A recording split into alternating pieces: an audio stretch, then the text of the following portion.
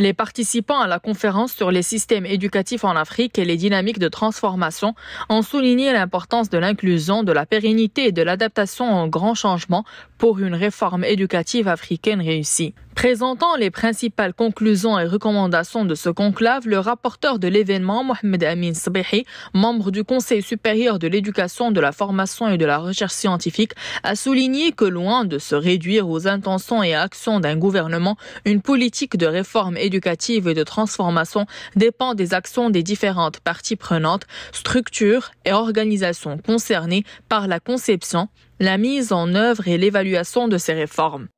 Les débats ont conclu également à la nécessité de sanctuariser la réforme éducative en l'éloignant des alternances politiques, l'inscrivant de ce fait dans le long terme, tout en adaptant les enseignements aux défis auxquels seront confrontés les élèves de demain. La conférence appelle à l'identification des objectifs de la réforme, de ses justifications, de leur légitimité et de leur pertinence,